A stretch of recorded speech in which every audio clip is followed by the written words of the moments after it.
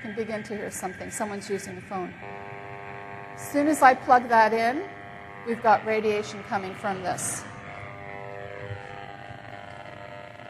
So can you imagine living, having this in your bedroom? It would drive you crazy if you could actually hear it. And just while I have it on, there's material you can get. Underwear that I'm not going to model for you. It's made of silver, and it shields it completely. So you can actually wear body armor, okay, in order to minimize your exposure. And for people who are electrically sensitive, that's what they have to do. So let me just turn this off.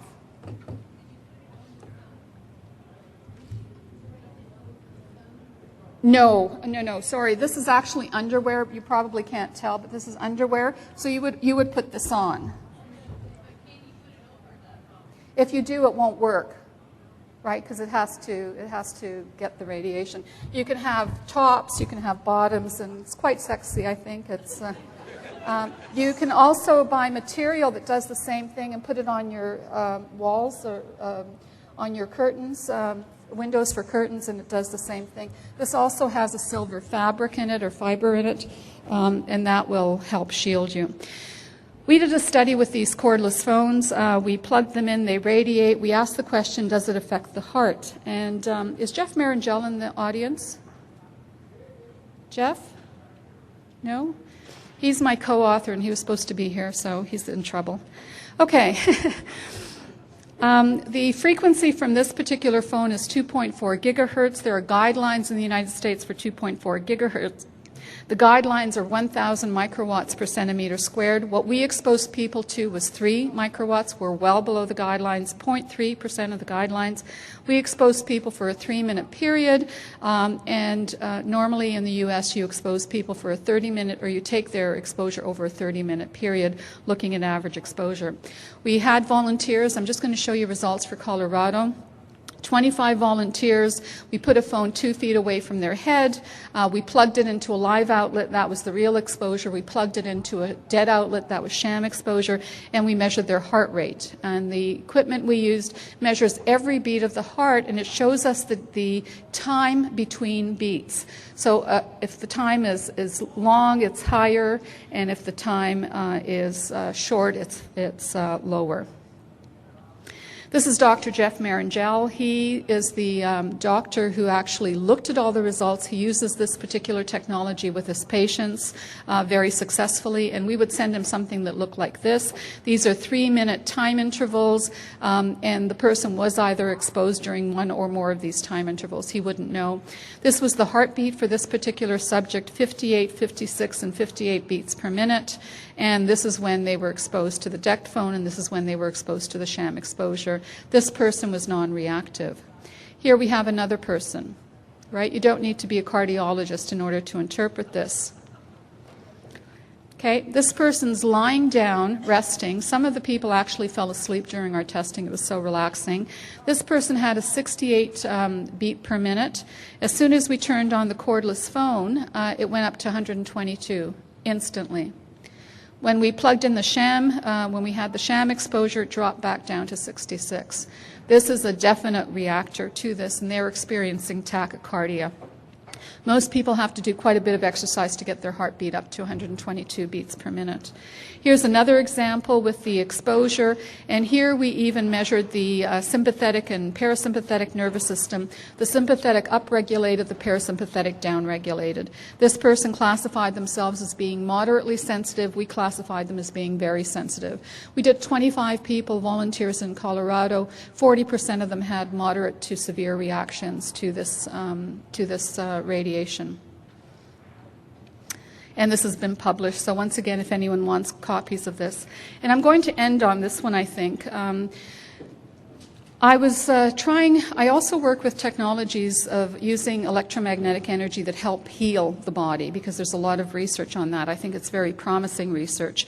And when I was testing one of these technologies, they say it cleans up your blood so that your blood actually doesn't, it's not it changes the viscosity of it. You've got nice free-floating cells. So I did this test on myself, found that the technology actually works. But I found something quite disturbing, and I'm going to share that with you now. This is what my blood looks like when I'm not exposed to electromagnetic fields. And my house is very clean, believe me. I practice what I preach. And this is what my blood looks like when I work on a computer. This is after an hour of work. And that's called rouleau formation, where the blood cells virtually stick together. And this is what my blood looked like when I talked on a cordless phone for 10 minutes. And what's disturbing is that I'm electrically sensitive, I think, based on this. But the good news is that and these are all the consequences if your blood goes into rouleau formation, and these are the symptoms that you would experience: headaches, fatigue, difficulty concentrating, indeed a lot of the symptoms of people who are electrically sensitive. The good news is that live blood analysis may be a useful diagnostic once again in the doctor's office. So you can, have a clean environment, measure the blood, expose someone to something, measure the blood again, and that's very promising. Wi-Fi in schools is one of my passions. I think we need to prevent kids from sitting there with their laptop computers in their lap because of all the potential consequences of this. And I know I'm running out of time, so I'm actually going to end it right on this particular note. And if there are any questions, I'd be happy to answer them for you. And if you could just line up behind the microphone there, that would be great. I'm not used to talking in these. Can you? Yeah, okay. Thank you, Dr. Havas. I have two questions. Is information on the meters and the filters on your website so that we can find it there? I can give you the information right now if people want to take. You could also email me and I'll send you the information. But the company that sells them is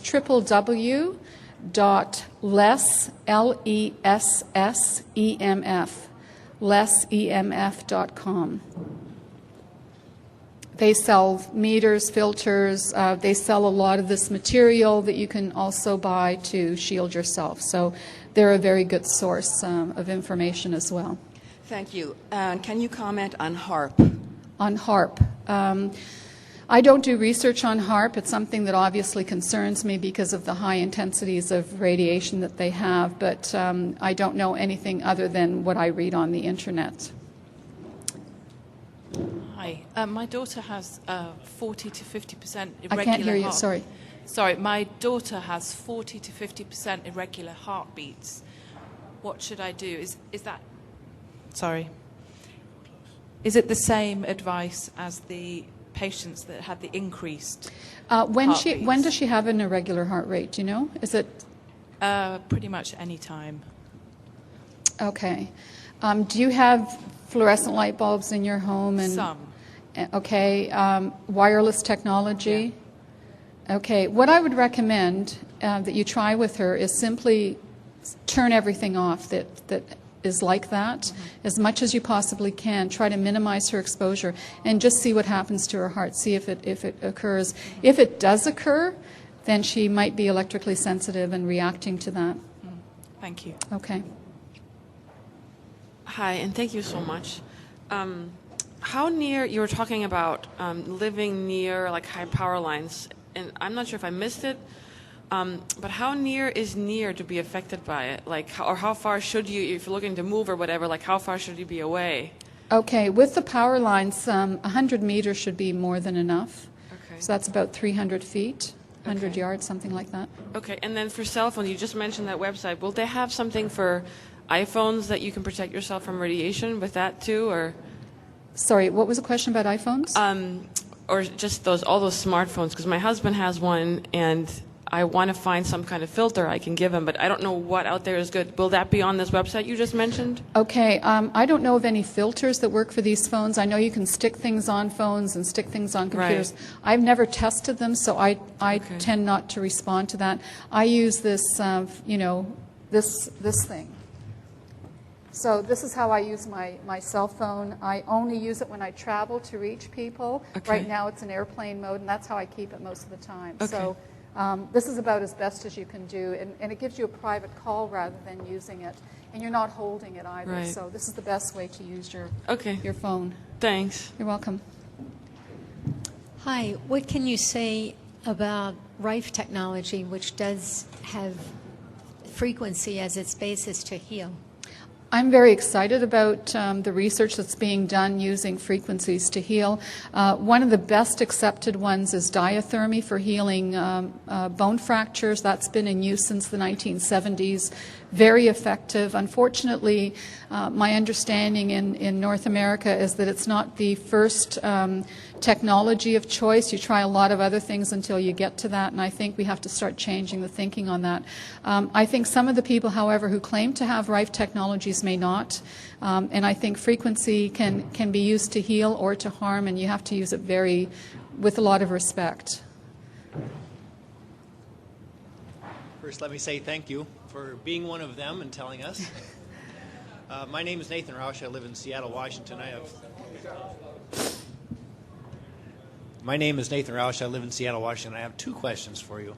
I was very intrigued with your illustrations for lighting, in particular with the CFLs, the incandescents, and the LEDs. I have an LED headlamp, and I've tried not to use that because as I'm going out and doing my farm chores, my animals just go berserk when I'm wearing that because of the flashing on it. Okay. Have you run across anything with eye strain regarded to LEDs? Like I get eye strain when I'm under LED lights or as I'm driving at night with brake lights on selected cars. Have that as well.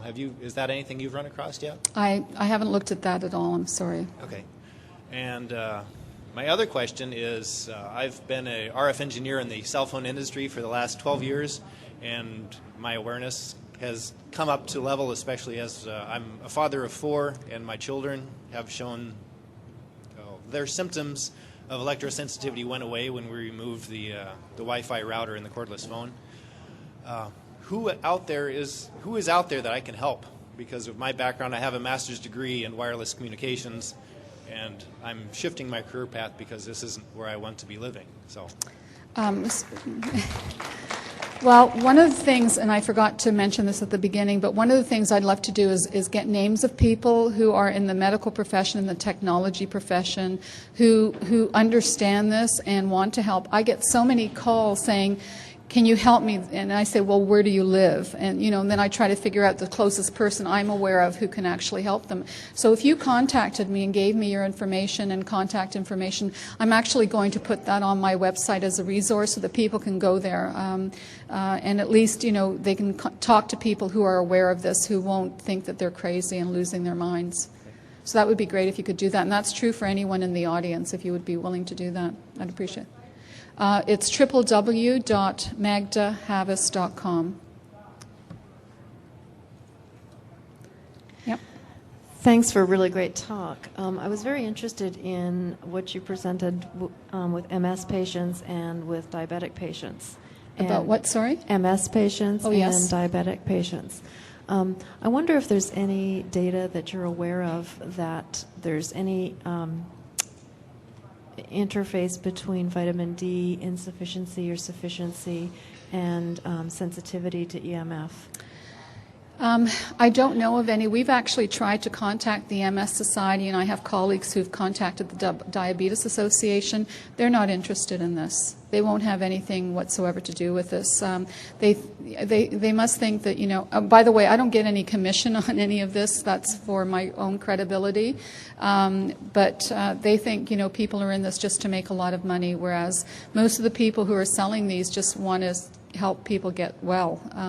But they're not, they're really run by the drug companies, and this means reduced medication in most cases. So it just seems that it would be an easy study to do, to look at, vitamin D levels and whether or not people are sensitive, because we see such a big response in both diabetics and MS patients to vitamin D. Yeah, yeah.